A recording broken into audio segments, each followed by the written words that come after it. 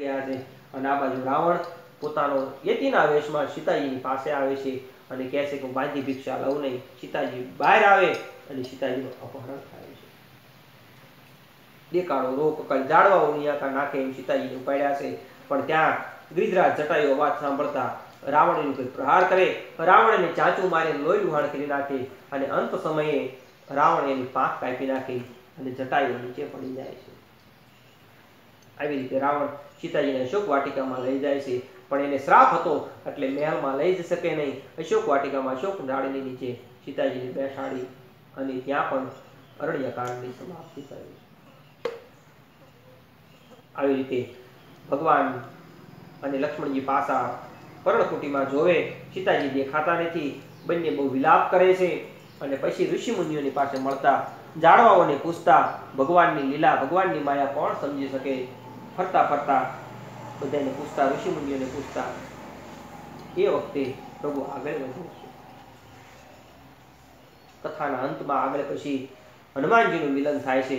સુગ્રીવજીને ભગવાનનો ભેટો કરાવે છે હનુમાનજી અને મિત્રતા કરાવે છે. પ્રભુ આ કંઈક તમને સાથ કરશે અને તમે એનો સાથ કરો. બે રાજ્ય વિહીનશો. પ્રભુ ભગવાનને કહેશે મારો મિત્ર તમારો મિત્ર છે, એ મિત્રના મિત્ર દુઃખી અને મિત્રના સુખે સુખી એવો ભાવ તમે રાખો. પ્રભુ આનો ઉદ્ધાર કરો. સુગ્રીવની આખી વાત જાણે છે, કઈ રીતે રાજ્ય ગયું, કઈ રીતે એને આખું નિર્માણ થયું, પોતાની સ્ત્રીનું હરણ થયું, એ બધી વાત કરેલી કે ભગવાન અમે એક વખત બેઠા હતા ત્યારે કોઈ સ્ત્રીનો અવાજ અમે સાંભળ્યો તો આભૂષણો જુઓ. ભગવાન ઓળખી જાય છે કે આ સીતાના આભૂષણો છે. તો એ દક્ષિણ દિશા તરફ ગયા છે એટલી ખબર મને છે. પછી સુગ્રીવ પોતાની કથા કહે છે અને કહે છે કે હું તને એક બાણે વાલીને હું મારી નાખીશ. વાલીને અને સુગ્રીવ વચ્ચે ભયંકર યુદ્ધ થાય છે. પ્રભુ ઓળખી શકતા નથી. સુગ્રીવ ત્યાંથી ભાગીને ભગવાનની પાસે આવી જાય છે. ભગવાનને કહે છે તમે મારવાનું કહેતા તમે માર્યો નહીં, કે મને બેના એક સરખા મોઢા જોઈને હું ઓળખી શક્યો નહીં. પુષ્પની માળા ફેરવી પહેરાવી અને ભગવાન ફરી પાછું સુગ્રીવને વાલીની વચ્ચે મોકલે છે અને પછી વાલીને એક બાણ મારે છે અને નિર્વાણ પદ આપે છે. વાલીને બાણ વાગે છે, એકદમ ભગવાન ત્યાં જાય છે અને વાલી ફરિયાદ કરે છે કે ધર્મ હેતુ અવતરે ગોસાઈ મારે હુમ્યો બ્યાગ કીના. એ પ્રભુ તમારો ધર્મની માટે જો અવતાર થયો હોય તો આવી રીતે ઝાડીની વાટે છુપાવીને કેમ મને માર્યો. અને ત્યાં ભગવાન કહે છે કે અનુજ વધુ ભગીની સુત નારી સુન સખીએ કન્યા સમચારી. અનુજ એટલે ભાઈની પત્ની. તે ભાઈની પત્નીનું હરણ કરી લીધું છે. પહેલો દોષ તારો ઈ છે. અનુજ વધુ ભગીની સુત નારી. બીજું તે એનું રાજ્ય પણ હડપ કરી દીધું. તે પૂછ્યું નથી તારા દોષ હું તને જણાવું છું. આ બધા પાપીને મારવામાં પાપ નથી, તને મેં માર્યો છે. અને એ વખતે વાલી કહે છે પ્રભુ મારી ચતુરાઈ ચાલી નહીં, મને ક્ષમા કરો જે એમ કરી રડવા લાગ્યો ત્યારે ભગવાન કહે છે કે હું તને જીવાડી દઉં. કેટલા દયાળુ. શરણે ગયો એટલે તરત કહે હું તને જીવાડી દઉં. વાલી ના પાડે છે. પ્રભુ હવે આવો સમય ક્યારે આવશે કે મરતી વેળાએ મુખમાં સામે રામ હોય, મુખમાં રામ હોય અને આવું મારું મરણ ક્યારે થશે પ્રભુ.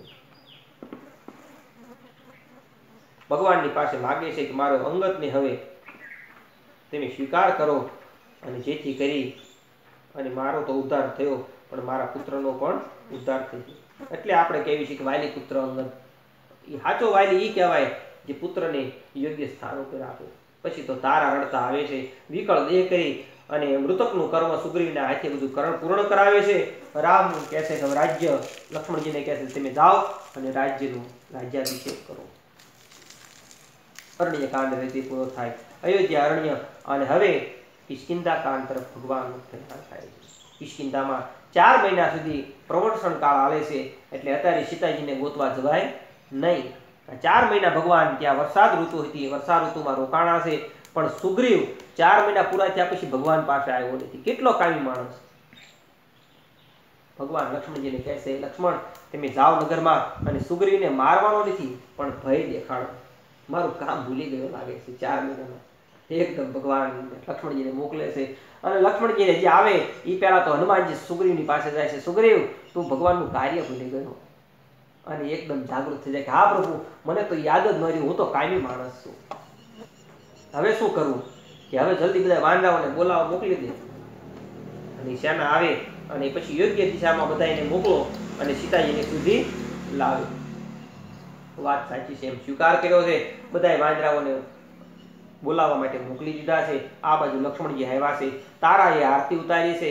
મહેલમાં લઈ ગયા છે. લક્ષ્મણજી ક્રોધમાં શાંત પડ્યા પછી સુગ્રીવ આવ્યો છે.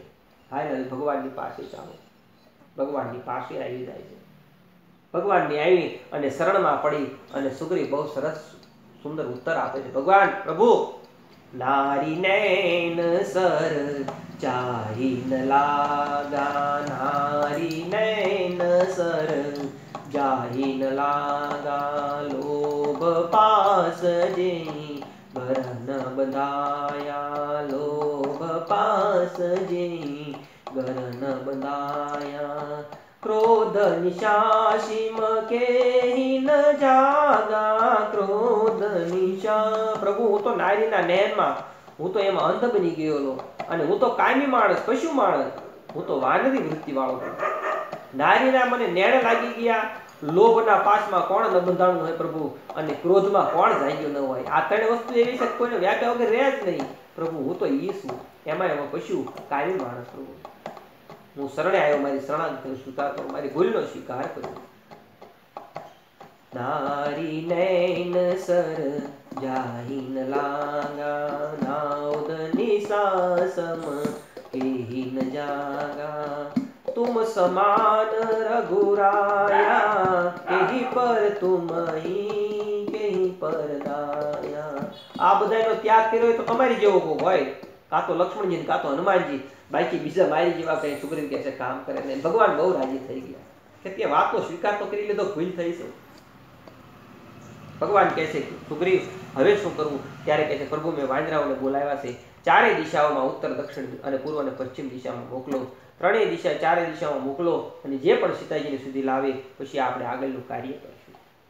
કિષ્કિંધા કાંડ આવી રીતે પૂર્ણ થાય અને ભગવાન હનુમાનજીને બોલાવી અને દક્ષિણ દિશામાં કહે છે કે મધ્યમાં મોટી ટુકડી મોકલો. અંગદજીની આગેવાનીમાં જામવંતની સાથે સુગ્રીવ, અંગદ, જામવંત અને હનુમાનજી ત્રણેય આગેવાનીમાં દક્ષિણ દિશામાં જાય છે. હનુમાનજીને ખાનગીમાં મુદ્રિકા પ્રભુ આપે છે કે સીતાજી મળે તો એમને એક આ મુદ્રિકા આપજો અને સુધી આપજો કે જલ્દી હું આવીશ. એક રાજનીતિ ભગવાને દેખાડી. તો જાહેરમાં બધાને કહેતો બધાને ખબર પડી જાય કે ભગવાનને ખબર છે. હનુમાનજીને મુદ્રિકા આપી અને વિદાય લીધી છે. હનુમાનજી બધે ગોતતા દૂર સુધી જંગલમાં વ્યા જાય છે. ત્રણેય ઠેણા ટુકડી પાછી આવી જાય ફરીને, પણ દક્ષિણ દિશામાં ગયેલી ટુકડી જંગલમાં ભૂલી પડે છે. પાણી અને તરસ લીધે ભટકી જાય. ત્યારે હનુમાનજી મહારાજ વાંદરાઓને કહે છે પણ બગલા ઉડે છે ત્યાં આપણે જઈએ. એક તપસ્વીની સ્ત્રી બેઠી હોય છે, એ બધા પ્રણામ કરી ફળ ફૂલ આરોગે છે અને કહે છે તમે સીતાજીને ગોતવા માટે આવ્યા છો? કે હા દી, તમને પણ કીધું કે હું ધ્યાનથી બધું જોઈ શકું. તમે આંખો બંધ કરો એટલે દરિયા કિનારે તમે વ્યા જશો. બધાએ આંખો બંધ કરી દરિયા કિનારે બહાર પહોંચાડી દીધા. પણ હવે દરિયા કિનારેથી સામે સીતાજી દેખાય, પણ હવે કઈ રીતે જવું? બધા કહે છે કે હવે આપણું મૃત્યુ આઈને થઈ જશે એવું લાગે છે. ત્યારે કંદરાની ગુફામાં એક વૃદ્ધ ગીધ બેઠું છે, જટાયુ ગીધ બેઠું છે. એકદમ કહે છે કે આપણે એને પૂછવી છે. જોરથી અંગત ચર્ચા કરે છે, જામવંત ચર્ચા કરે છે. ખબર છે કે આ સંપાતિ અને ગીધ જટાયુ બંને ભાઈઓ થાય છે. જટાયુની વાત સાંભળી એટલે સંપાતિ એકદમ બોલાવે છે કે વાંદરાઓ આયા આવો, આયા આવો. વાંદરાઓ ભયભીત થયા કે આ તમને બધાને મારી નાખશે. કે મારીશ નહીં, પણ તમે જટાયુની વાત કરો છો તો જટાયુ મારો ભાઈ છે, શું તમે વાત કરો છો? કે મહારાજ આવી રીતે એને સીતાજીનું હરણ થયું છે, એને ગોતવા માટે નીકળ્યા છે. કે તો હું તમને મદદ કરી શકું, પણ મારી પાંખ નથી. હું તમને અહીંથી કહી શકું કે દક્ષિણ દિશામાં તમે સીધે જાઓ એટલે સમુદ્રને આ કાંઠે લંકા, સુંદર મજાનો સુવર્ણ કોટ છે, અશોક વાટિકા છે. એ ઝાડની નીચે સીતારામ ભગવાનનું સ્મરણ કરતા સીતાજી બેઠા છે. જે કોઈ આ કાર્ય કરશે એ ભગવાનનું ભક્ત હશે, એ આ કાર્ય પૂર્ણ કરશે. સંપાતિને ઉપાડી અને જળની અંજલિ આપે છે. અને સંપાતિને એવું વરદાન હતું કે જ્યારે ભગવાનના દૂતો આવશે અને તે મદદ કરશો એટલે તમને નવું પાંખું ફૂટશે. આવું ચંદ્રમા મુનિ નામના મુનિએ કીધેલું અને બધાની ભાળતા સુંદર મજાની પાંખો ફૂટી અને સંપાતિ ઉડતા એના ધામમાં ગયા છે. પણ હવે અહીંથી કોણ જાય? અને એ વખતે બધાય પોતપોતાનું બળ કહે છે હું આટલે જાઉં તો આટલેથી પાછો